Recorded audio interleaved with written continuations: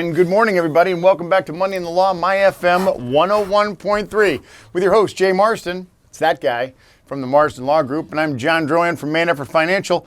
This is brought to you visually and audio-visually by none other than Tom Harmon from the Holliston Hub. Yes. So you can watch this on the Holliston Cable Access TV, Holliston Hub, as well as listen to it here on My FM 101.3. This is Money and the Law. Yeah, it is. It is. And as many of you know of our loyal listeners, we record this on a Wednesday. So we've had a couple of, but then it airs on Saturday. Yes. So you're hearing this. So because you're going to be compelled to call in right now. So yeah, don't call in.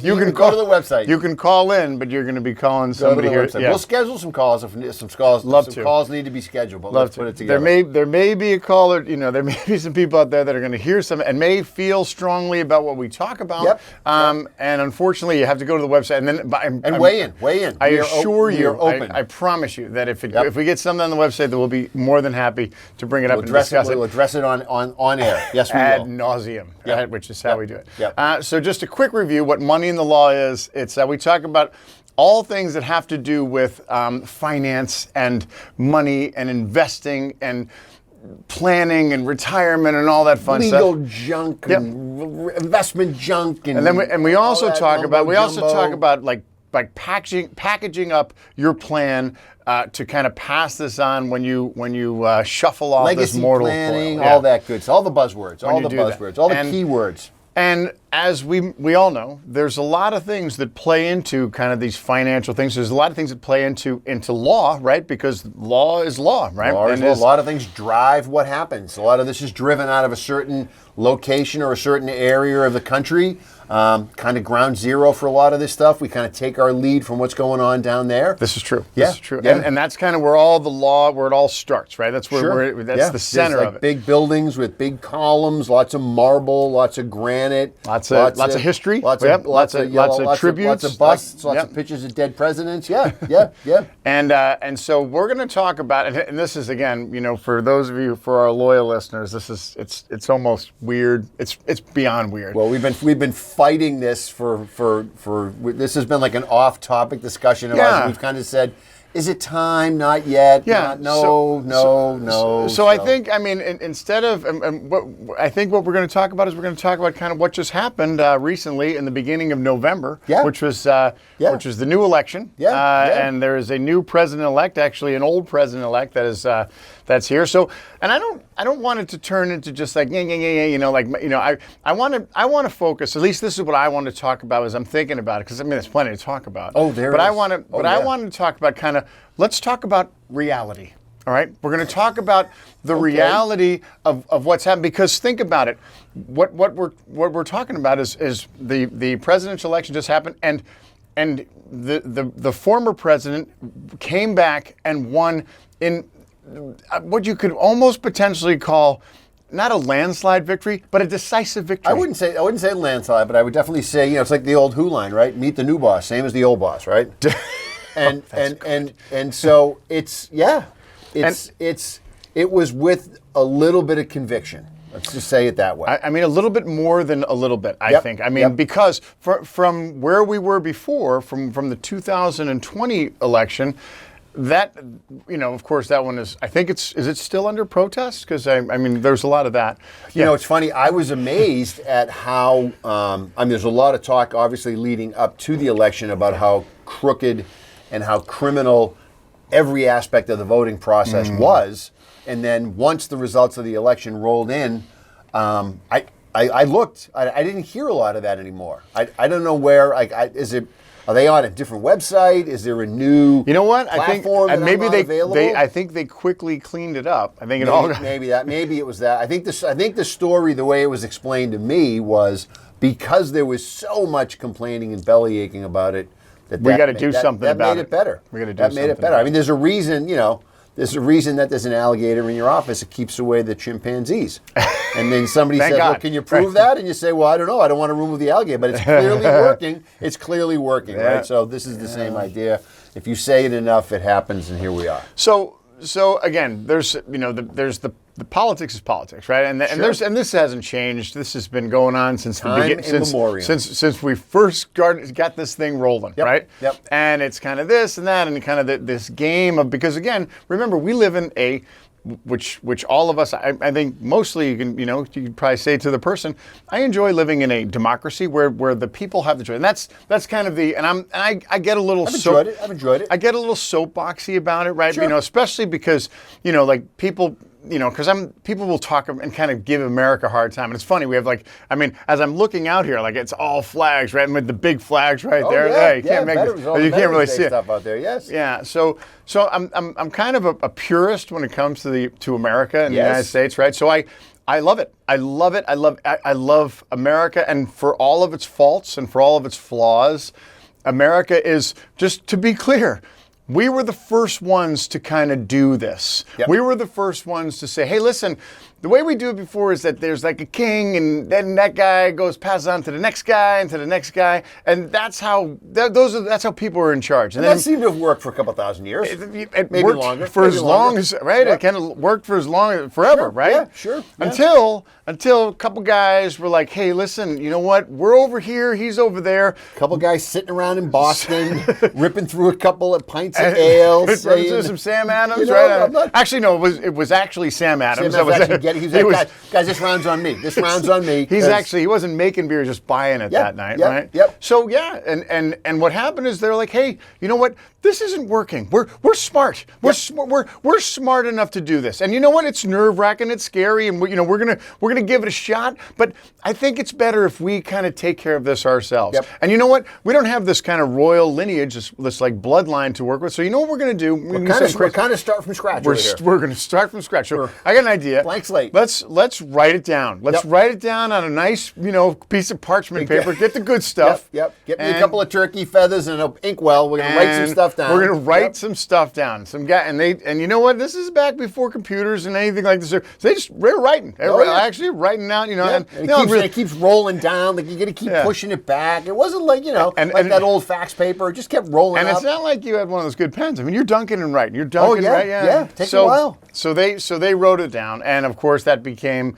what started as the Declaration of Independence, and then evolved later to what we use now as our rule of law, which is the Constitution. Our foundational form of government. Right. Yep. And so here we are. We're at this place where this is kind of we're the guys who made it, and then everybody followed suit after everybody that. was like, you know what? They're like, we can do that. Yeah, sign me up. Yep. France was like, hey, you know what?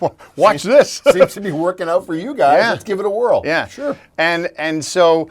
And on paper, without no pun intended, on paper it looked great. Yep. It sounded great. And you read it, and you know those guys were like pumping each other. They're like, "Did you read that?" Right? Like John Adams. Hold on. Read that again. Read that back to me. For the people, by the Thomas people. Jefferson's Thomas. How does no one? He's like, oh, how do you think this sounds? Yep. And they're like, it sounds good, right? Yep. Jeff, come on. So there they are. This happens, and on paper it looks great. Yep. And then came the reality. Then came the hey, we need to put this into operation. It has to work now. Yes. Right. Yes.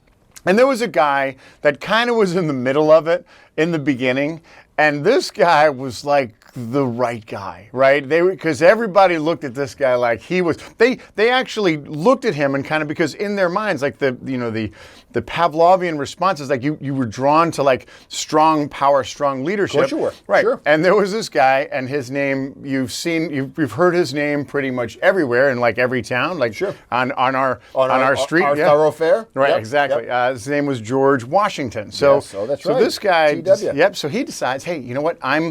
I'm gonna. Somebody has to go first. I got it. I got this. Right. I fought in a war. Yep. I did that. So I kind of helped get us here. I like to see it. I like to see it through. I get us over the ball. My credentials. I don't need to kind of sell this to anybody because right.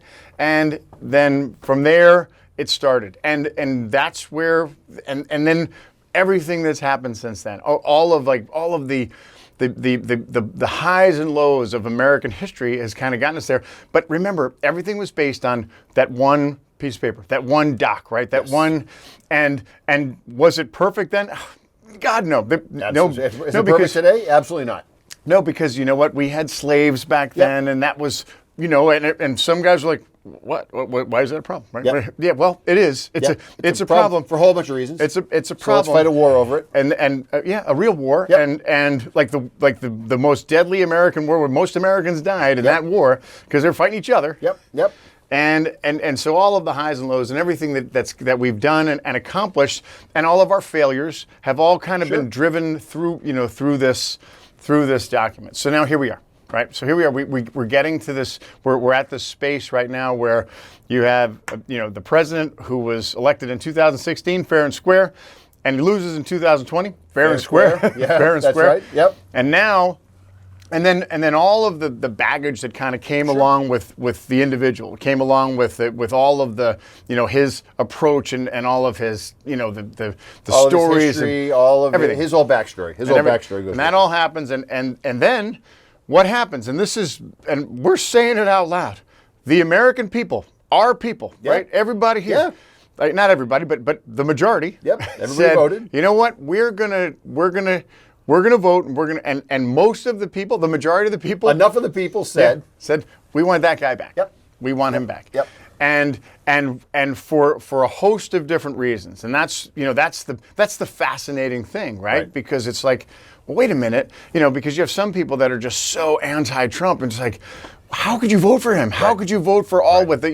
You've forgotten half the things that have done and he's been associated with and all of that. Yet people are like, yeah, you know what? But that's at the same time, you're missing that this is the project. Yeah. Right. This is the project. Like it, not like it. Focus on the fact that we're blessed to be able just to do that and have that happen. Yeah, and so this has happened, and here we are, and kind of in the aftermath where there's people that are just like, I can't believe this. Right. I can't, and in many ways, it's a real feeling. It's a real feeling. We're like, how did that happen? Well, people have very visceral responses to Election Day. Yeah, like more so this year than any time in the past, where you were like, yeah, my person didn't win, my gal didn't win, whatever, it's fine, we'll move on. This too shall pass. In our lifetime, right? Yeah. In our lifetime, there has never been anything to this extent. I mean, you could make the argument that in 2016, when Trump ran against Hillary Clinton, and you kind of saw the kind of the beginning of Trump. The beginning of these deep divisions. Yeah. And you saw it, and you saw him, and you like say, wow, he sure is like not acting as we would imagine somebody presidential. No. And then Hillary Clinton, who comes in with a resume better than 10 people put together. Sure. And she loses. Right. She loses fair and square. And you're like, how did that happen? Right? Sure. Yeah. Yep. Yet here we are. So you're right. And this is why it's all part of the package, is that America chose this. Yep. America chose this.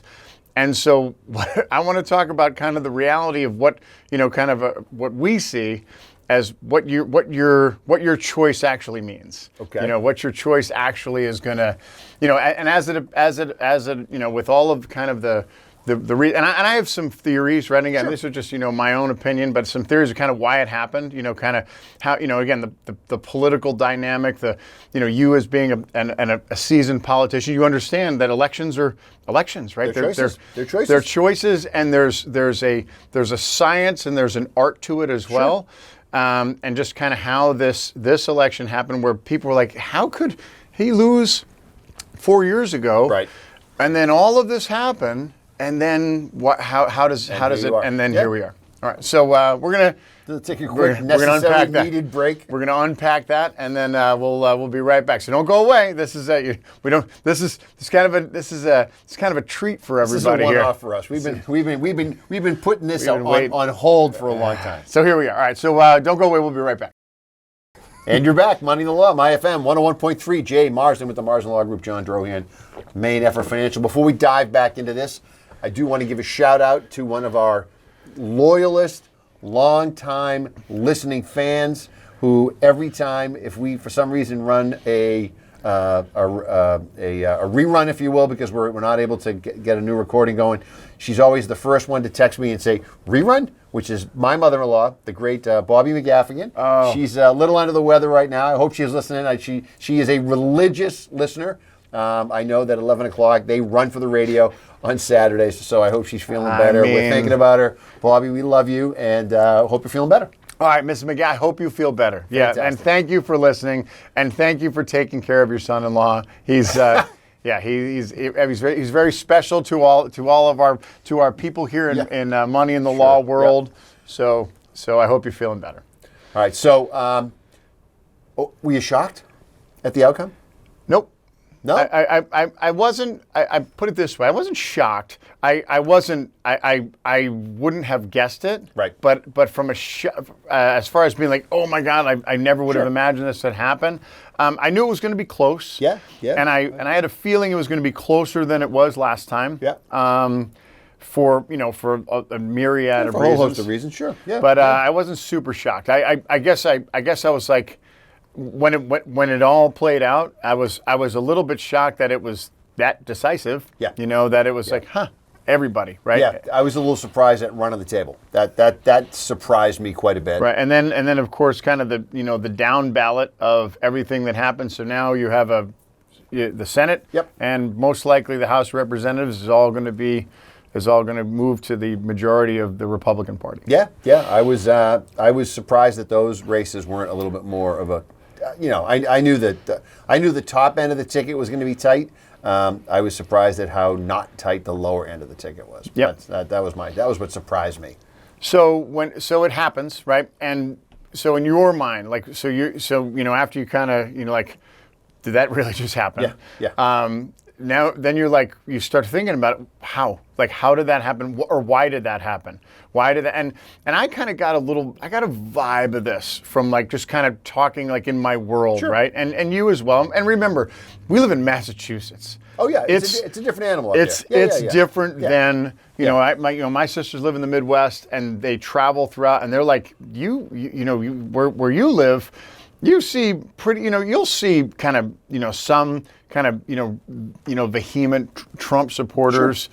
But not as much. I mean, you go out in the Midwest, you go out in like kind of all of that middle America. You saw it on the electoral map when they threw the map up, and you're like, people talk about the coastal elites, or people talk about flyover states, or whatever language you want to use to describe various geographic regions of the country. It couldn't have been more crystal clear when you see those maps, and you're like, okay, those are the areas of support. Okay, I see it. It makes sense. So what's your kind of initial take on kind of how this played out? You being a seasoned politician, of course. You mean why do I think how do I feel it happened? Yeah.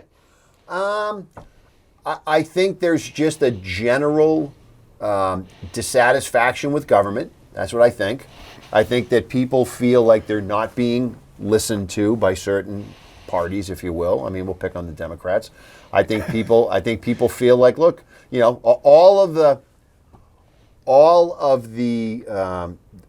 name tags, or all the things that they kind of hung on the Democratic Party, I think they stuck.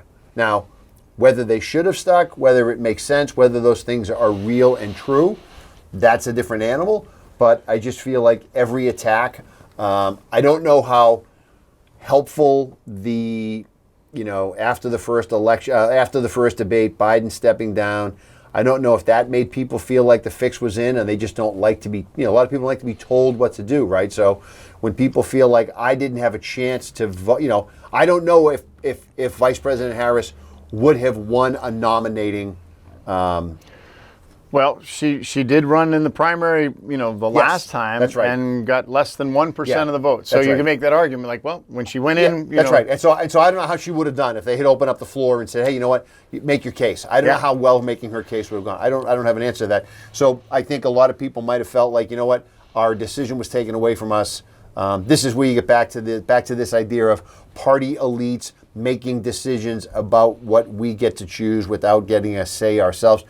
That may have created some real dissent among people who, and by the way, when I say dissent, I mean in the sense that they just said, I'm not showing up. I'm not saying that would have made them potentially choose the Republican ticket. I think they might have just said, look, you don't want to listen to me?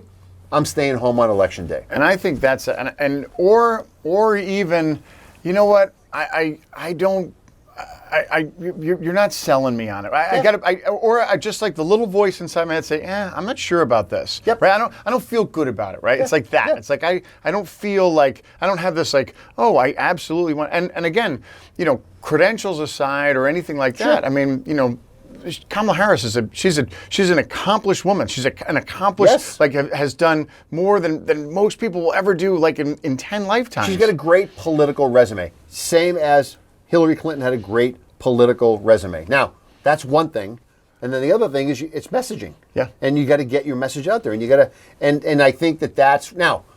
Here's probably my number one biggest concern about the messaging component of this is. For reasons that I don't understand, the inability to pull apart the messaging that might be complete and total BS.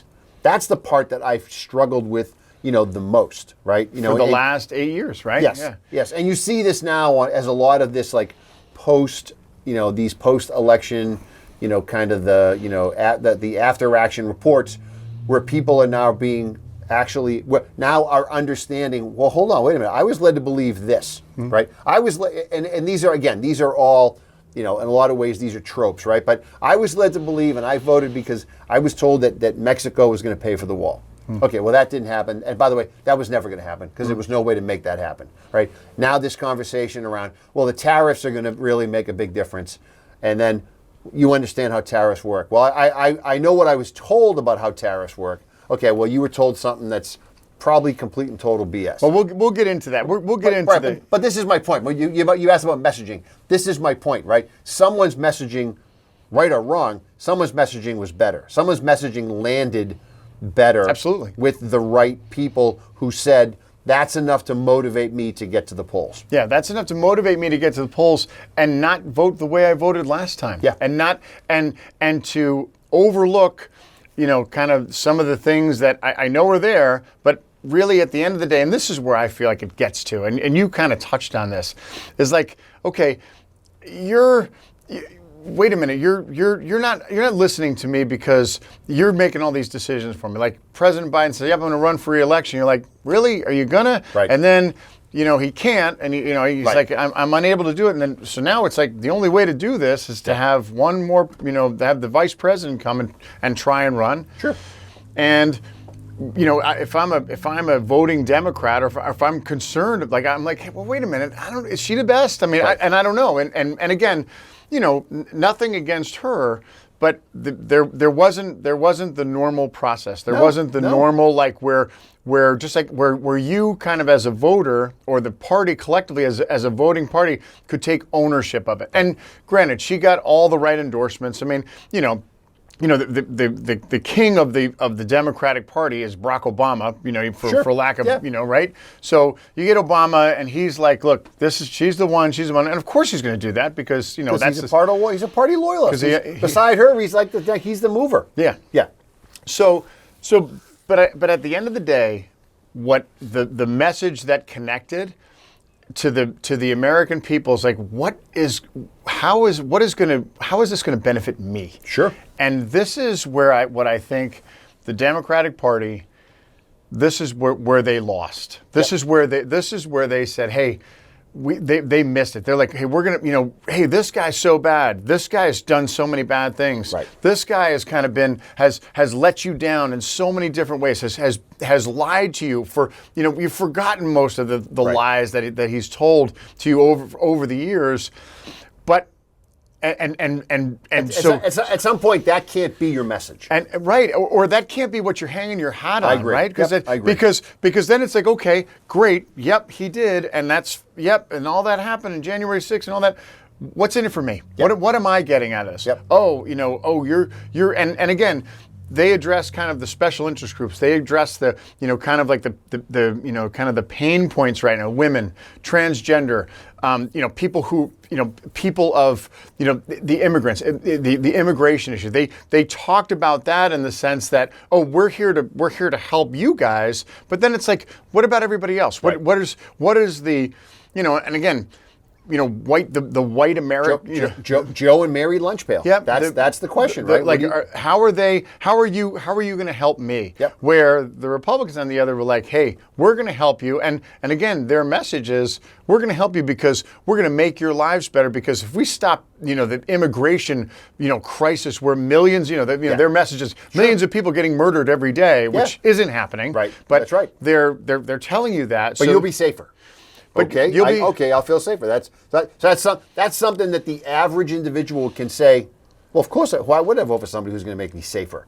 Whether it's real or not, it's a different animal. But yeah, I know. Right, and then you talk about kind of these complex international issues between Gaza and Israel, with Ukraine and Russia, where they're not. It's not just like, hey, the Americans just going to we're not participating in that. We're just going to kind of shut. That's not how it works. Right. That's not how America works. It's not how the world works, and that's not where they remember the whole where Trump was like, well, what do we even need to be in NATO for? And you're right. Yeah. Well, hold on. There's more to just that. There's a lot more. There's a lot more to just that. But again, when in the election, when I'm trying to get people to come out and like color the bubble in next to my name, I'm going to tell them what they want to hear, and that's politics. That's election politics, and people, we say this all the time. It doesn't matter how smart you are. Right. You could be the smartest person in any room that you walk into. It doesn't matter.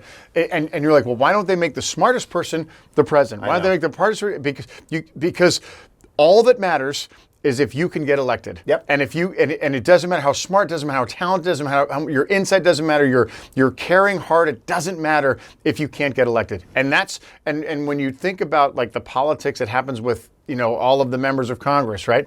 And you're like, how is that guy backing Trump? How are those people standing up there and saying that January 6th was okay, that it was okay to kick the doors in and bust the windows in the Capitol building? Yeah.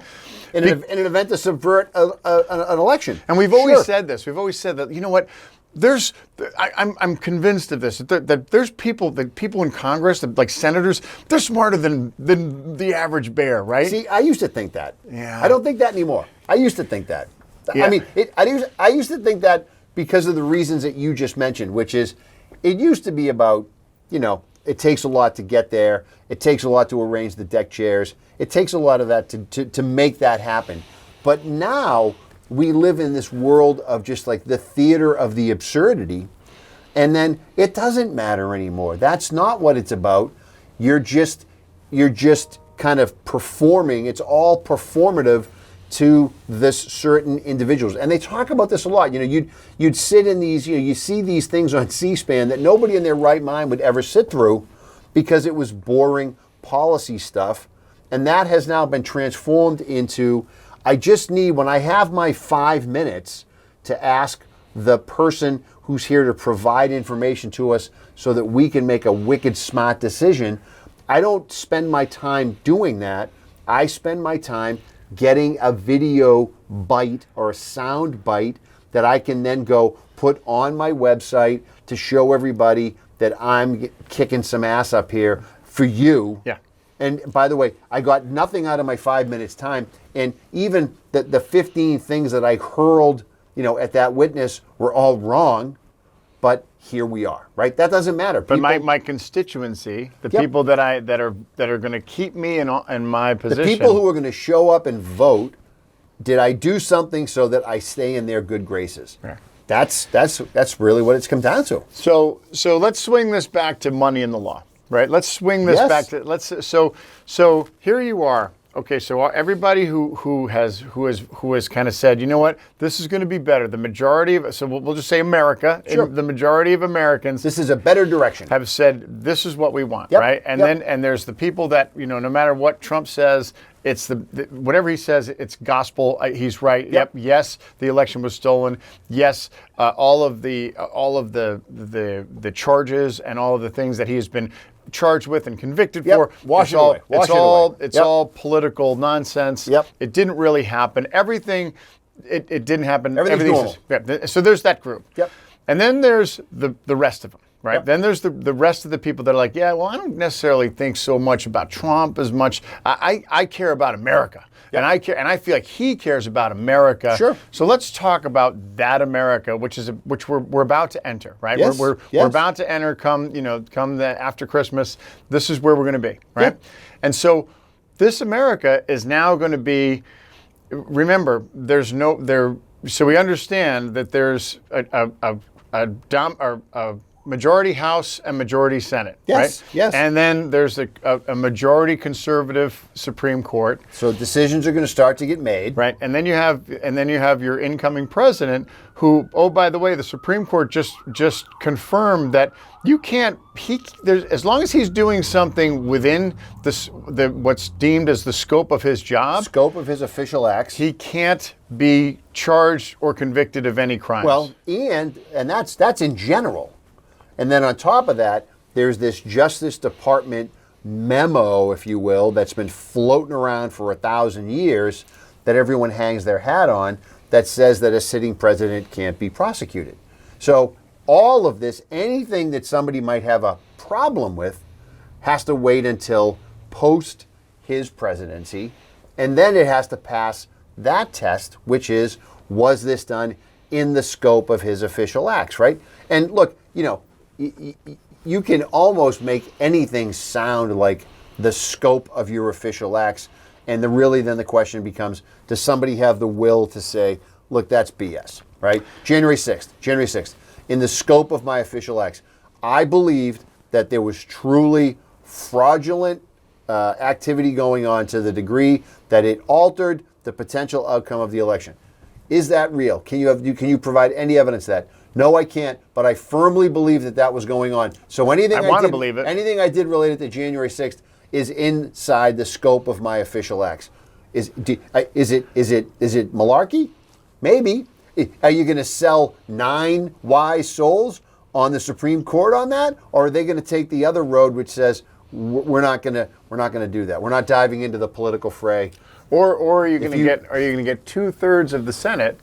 2/3 of the Senate, which at the time was 50-50. So Yep. You're going to get 20, half of the people from your party to say, yeah, you're right. You committed a crime. Like you did that, and therefore we're going to remove you from office. Well, we're in the words of the great George Costanza, right? Jerry, it's not a lie if you believe it, right? So this is what people are operating off of. I truly believe that was what was happening. Is that reasonable? Is that real?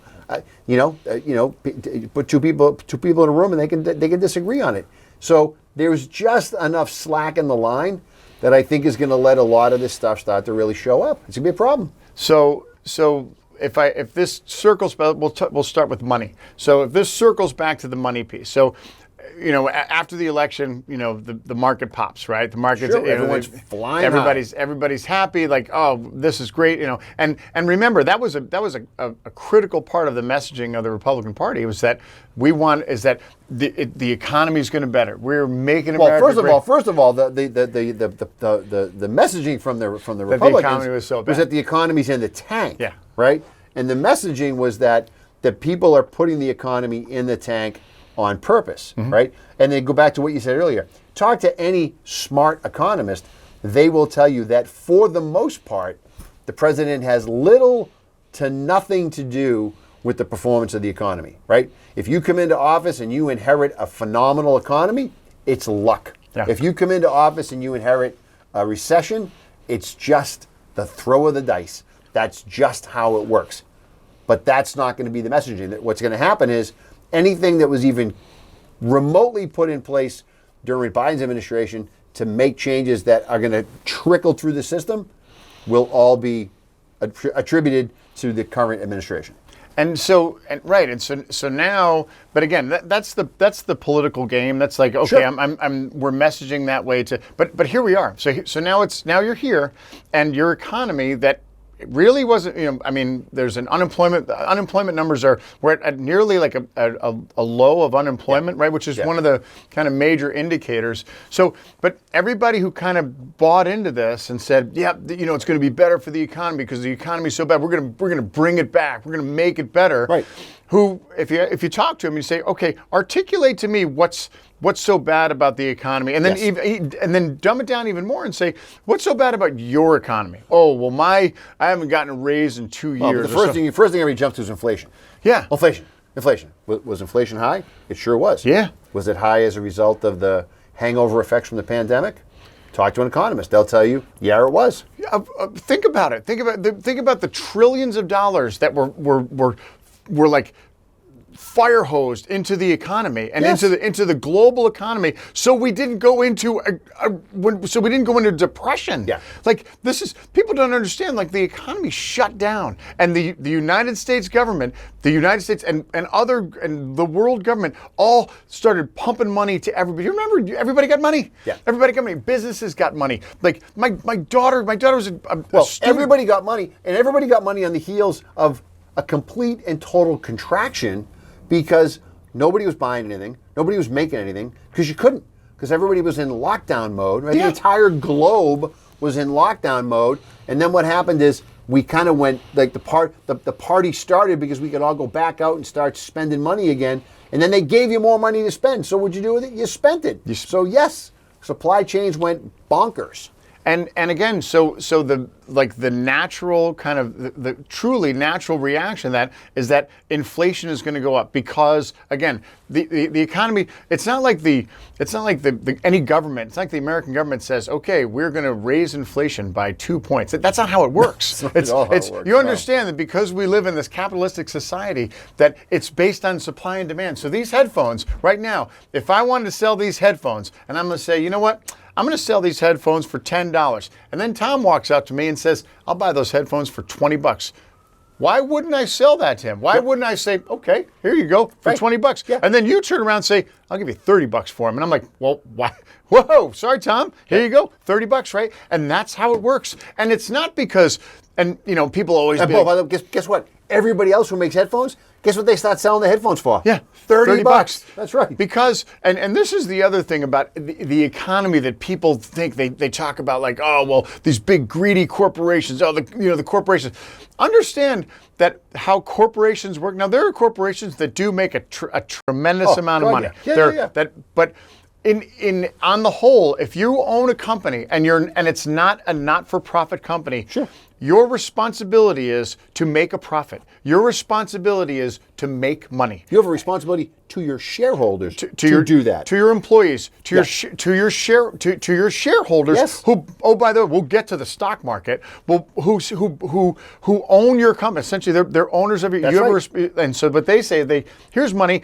Here's my company. I want them to make money. I want to get paid. The reason I bought this stock is because I want to get paid. I want to get rewarded for that. We bought our stock based on promises that you made about how well your company was going to perform, which means either raising prices, cutting staff, making cuts to costs, and managing a very well-run organization. So a company that finds itself in an inflationary period where, so if I manufacture cars, right, and if I'm a car company, and the price of cars is going up, I can do one of two things. I can say, okay, I'll leave my prices the way they are, and that may be a shrewd business move for me, because what happens is then my cars will sell, right? My cars will be more attractive. However, the problem is that if I do that, then that could be at the expense of, because all the other costs. Well, the cost of everything else that goes into making that car has gone through the roof. Right, the cost of everything, right? Yep. So now if I'm helping my consumer out because Yep. I'm selling my car at a discount, but at the same time I'm not selling enough cars in order to keep up with the increasing costs on the other end of this. Well, and you're losing money. At some point, you're losing money on every car. And at the end of the day, companies have to make money, right? So when people kind of get mad about business and whatnot, they have to make money, and we say that. Now, do they have to make all the money in the world? Do they have to make crazy money? Does the CEO have to make $40 bajillion? Different animal. That's a different discussion. But on the whole, a for-profit company has to make a profit, Yep. and if they don't, then or if they don't have the capability to make a profit down the road, then they're gonna go out of business, and it's gonna and that's the issue with inflation, is that people it's a manifestation of kind of the situation that they're in. Yep. So they almost have to kind of raise their price. They have to kind of keep pace with that because of the cost of everything else. Nothing to do with the government. No. Nothing to do. Well, this we talked about a minute ago. They've little to nothing to do over how the economy performs. They can't just pull a lever. They can do certain things, but even those things probably driven more by the Fed. The Fed may or may not be open to those things because the Fed's number one job is to keep inflation down. Exactly. So they are going to do their thing by, injecting money in or out of the money supply based on what do we want to have happen. Keep unemployment low, keep inflation low, and then the rest of it's up to the private sector. Because that's the economy that we live in, right? Yes. But in the case of so here we are getting back to kind of the all Republican dominance. So now as we come into this, everybody, they saw the stock market pop, right? Yeah, so everybody's like, "This is great, right?" Like look at my 401k. Look at my 401k. My everything's great. Your 401k is a byproduct of kind of the way the way these companies are performing and the way that the market is performing. The way if you're invested in, the economy is performing. So now as we move forward, what are we doing that's going to make the economy actually move forward? Are we going to? So if we and again, I'm kind of looking at what different things are going to happen now. Yeah. So if Trump was talking about kind of raising tariffs and raising tariffs, particularly like China, right? Yep. So China. So everybody, when you go home today and look at everything in your house. Just find 10 things. Just randomly select 10 things, and there's a good chance that 7 of those were made in China. Probably. So understand if we say, all right, hey, guess what, China? Because remember, China's operating the same thing that we're doing. By the way, same rules. Same rules. A little bit different over there. A little bit different because of a centralized government, but same idea. But the same concept of companies they're out to make money. They need to make money. So if a Chinese manufacturing company says, hey, they're like, hey, these headphones that we used to sell, but now we used to sell these for $50, or let's call it $10, right? So these headphones are $10. At cost, yes. Right? But wait, now you have to pay this tariff. So now guess what? We can't absorb that tariff, so we're going to pay it. So now these things are not going to be $10, they're going to be $20, right? That's right. So now when they come over here, the company, the brokerage company. That's just to get them here, right? Remember, this is not, I want to raise the price of this because I want to make more money. This is the U.S. government saying to those companies or those countries, everything that walks in the door from your country is now 20% more expensive. Yeah. And so guess who's going to absorb that cost? Because remember, the company that's taking it in from China, they have to make money, right? Yep. They have to make money. They have to, and remember, we have those, so in order for me to make money now, I just paid $20 for these. In order for me to make money, I have to sell this. And I was going to sell it for $30. No, I'm going to sell it for $40. That's right. And I have to because of, my math. But these companies have giant spreadsheets that say, this is for me to offer you the ability to buy headphones. This is how much money I have to make for all the components that go into the headphones, all the people who assemble the components that go into the headphones, and the packaging and the boxing of it up, and putting in the instructions that go in there, and putting it on a pallet, and putting it in the back of a truck, and buying gasoline to drive, and a driver to bring it somewhere. Those things don't go away. None of that goes away. So wait, but there's an alternative. There's an alternative now because now we've kind of the American government, by raising this tariff, has made an opportunity for, I don't know, maybe you and me want to go into the headphone business, and we're gonna, what we're gonna do? Because you know why? Because mine can be made for 20% less than those ones coming in. Yeah. Because.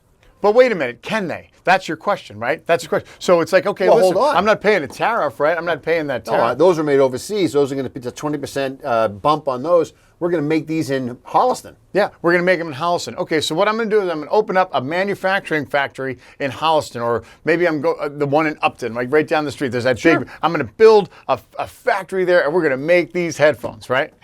And we're going to make the same exact kind of headphones, right? Just as good, just right. And then, so I'm doing the math on that, and I'm like, okay, I got to hire some people. Well, hold on. First, you're going to find a building. Yeah. Oh, yeah. So I have to build that. No. First, you're going to find a building, and then when you find the building, then you got to go to the planning board, and you got to say to the planning board, "Hi, My name's John, and I want to build a company that's going to be manufacturing stuff here. Yeah. Right? And I mean, that's probably like that night. They give you the approval, and then they just hand you the paperwork and say, John, let's get that shovel in the ground, buddy. Let's just assume that, and we got to go to a break real quick, but let's just assume that all happens. Let's say everybody's like, great, we want a company because Fly through the planning board. Is that what you're saying? Yeah. Okay. It's because we want the jobs, and let's say it's not in Hollis, and let's say it's in a suburbia of Lincoln, Nebraska, right? Sure. They're like, hey, we just had another factory close. We want to do this, and you're like, great, this is awesome. I'm going to manufacture these, and then okay, so now my biggest cost? Usually, my biggest cost is what? It's my labor. Is my people, right? Is the people. So let's say, okay, so I'm going to pay America, right? I'm going to pay American laborists to build these headphones that are being built in China, right? Probably in a union. Yep. And so I get it all. I get my numbers all together, and I look at it, and I'm like, wait a minute. Based on my costs, and I'm cutting costs. The bare minimum for me, because of with my property tax, with my loan, the cost of everything, yes, right? Everything, the cost of all the money you borrowed to build everything. Yep. Right, because the interest rates are a little bit higher now, because that whole inflation thing, right? That's right. Yep. In order for me to do this, my labor costs, everything's higher. Yep. To make these same headphones, now granted, I'm not talking about I'm not talking about a designer headphone the same headphones that are being made over in China. In order for me to make a profit that I need to make, I'm not selling these things for $40. I have to sell them for $140. Yes. So, wait a minute, that means the price of headphones have gone up. But they were less before. Why are they more now? Right. What's that called? I can tell you what it's called. It's called inflation. That's right. And this is granted, this is a very simple example. But look, it's the opposite of what happened, I don't know, 75 years ago, right? 75 years ago, all these components, all these companies, all these products, all this stuff that was made in the U.S., and everybody bought, and then at some point, for a whole bunch of reasons related to the economics of it, those jobs went overseas. And so America was flooded with cheap, affordable, goods, and mostly goods that they wanted, that they used to raise their standard of living. And now we're at the point where we can't, I don't know if we can bring those back. Based on our discussion today, we sure can. Get ready to pay more. And that's just it. Get ready to pay more. And oh, by the way, if you're the middle income person who's been waving your Trump flag and being like, yeah, Trump's going to bring it, it's going to make it all better. Sure. How does that make it better for you when now the cost of the headphones that you really want to buy or that you really want to buy your kid, it's going to be more. Right. It's going to be more, this is kind of the groundwork that has been laid out for. And now, granted, great, your 401k just went up the other day. Guess what happens when companies start charging more money and the demand goes down for their products? Guess what happens to those companies? Guess what happens to the stock of those companies? Guess what? It goes down. Oh, yeah. And then that translates to you who are in your 401k, wait a minute, my Sony stock has gone down. Everything's more expensive. My 401k is worth a third of what it used to be worth for all these other crazy reasons. What's the story here? What's the game plan? How did this happen? How did this happen, right? That's going to become the question. All right, we're going to take a quick break and we'll come right back. So we're on a roll. We're going to wrap this up. But we're getting close. Okay, all right, we'll be right back. All right, and you're back. My FM 101.3, Jay Marsden, Margin Law Group, John Droham, NFL Financial. We're diving in. We're rolling our sleeve up. We're talking the real meat and potatoes of economics and meat and potatoes of some of the assumptions and some of the offshoot of what kind of came out of the most recent election and some of what's going to be challenges going forward to kind of execute on a lot of promises that were made to see how some of the things that I think people thought they were kind of trying to put in motion, how they're going to happen. And again, I'm not saying that these things aren't going to happen. I'm just saying you're going to start hearing a lot of the same things. Getting ready for the show today, there was a talk about, the impending cuts that may or may not come from the Medicare and the Social Security budget. And then the story was that this idea that well, the additional investments that happen and the tax cutting that happens is going to spur this other economic growth. It's this whole supply side economics momentum that has been proven to be bogus year over year over year, that this is going to start to take care of some of these problems. The lower taxes spurs the growth, and the growth makes up for the reduced tax. It's all hocus pocus, and this is the stuff that's going to start to get really looked at, and there's going to be a real impact, to you as the end user investor. Yeah, the end user investor, but really all that mattered last week was that you're the voter, right? Yeah.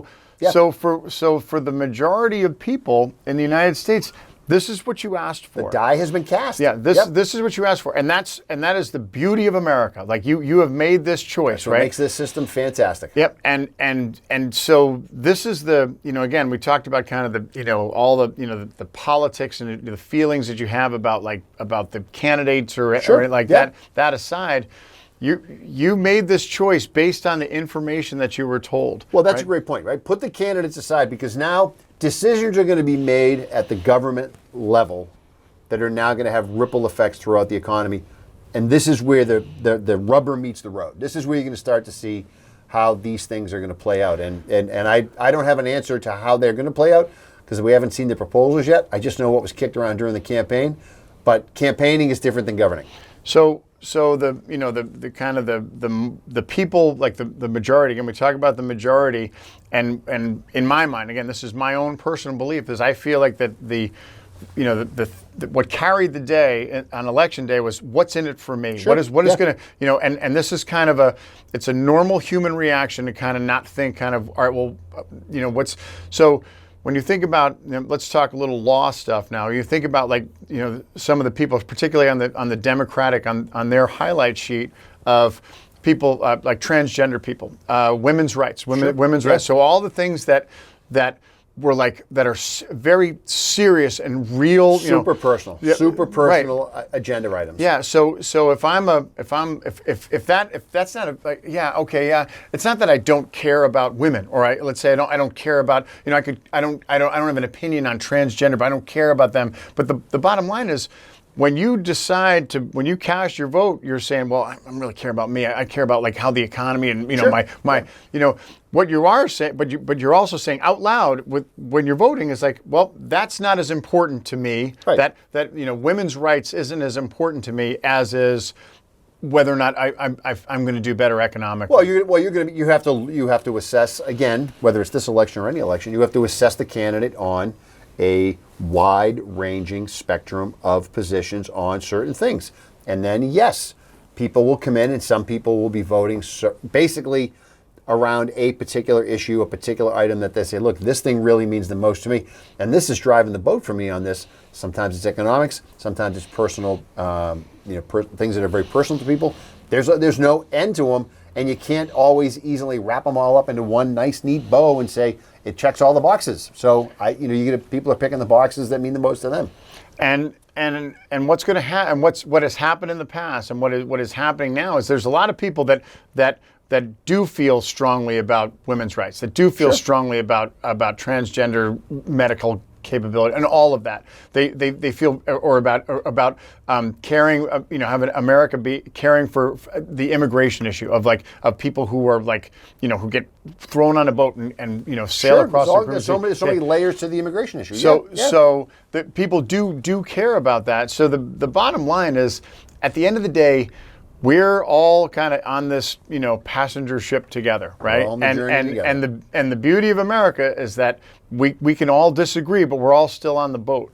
So, now if there's a majority that feel that that's not important, it doesn't mean that it's not important. That's right. It means that the people who feel like things are important, you stay at it. Your advocacy looks different. And so you go back and not very long ago, where you have, in the old days, women weren't allowed to vote. Sure. In the old days, women weren't allowed to. I mean, in our lifetime, I was going to say you weren't allowed to get a mortgage. I have clients that have told me that I was talking about somebody's house, and somebody would say, I couldn't buy this place on my own. in 71, in for 1971. example. I mean, not a million years ago, right? And I had to get my husband at the time to sign off, or my father to sign off, so I could get the mortgage. We're not talking like this is not colonial times. It wasn't that long ago. And back then, that issue wasn't important to the majority of voting Americans. Sure. It wasn't because if it was, they would have decided it Well, then. at the time, early 70s, That's right. it turned into a economics issue again, because the economy was stagnant. It was early 70s. Oil prices were through the roof. Inflation was going through the roof. Talk to anybody you know, it tells you about their 15% mortgage, blah, blah, blah, all that stuff. It's all the same. It's different window dressing, but the same types of issues. Same thing with talk about civil rights. So, like in the early 1960s, where there was segregation in throughout the South, right? Sure. And you know what? People up in the North, it's not that they thought that segregation was a good idea. It's not that but they didn't care enough about it to make their voice heard or to participate in it. And you know what happened? Over time, like people, they stayed with it and they focused on it, and they put their life's work into it, and those things were able to get to the point where now we're like, you talk about it, like, can you believe that back in our lifetime, you walked into a restaurant, black people weren't allowed to sit in the same section as you, Sure. or they weren't even allowed in that restaurant. Oh, we had cases where some states down the South, if you were a black person, you couldn't marry a white person. This is not colonial times. Nope. Right? Not that long ago. In our lifetime. In our lifetime. All right. So I guess the message is that, even depending on wherever you are, there's people try to, I understand. We understand that you kind of vote with your self-interest, Sure. and that's a normal human, but at the same time, your self-interest, like our self-interest collectively. We have a collective self-interest. I think that's the message. I think you couldn't say any better. I'm good at that. That's You're what I do. good. All right, we got to wrap it up. Let's collectively self-interest. Time to collectively. All right, so thanks for joining us today on Money in the Law, the politics edition. Sorry for the heavy weight, but it's all good. That's right. We needed to get it off our chest. We need to talk get it about off our chest. All right, we'll see everybody next week. My FM 101.3 Money in the Law and the Holliston Hub, Holliston Cable Access TV. It's all good. Love you, Bobby. Be well.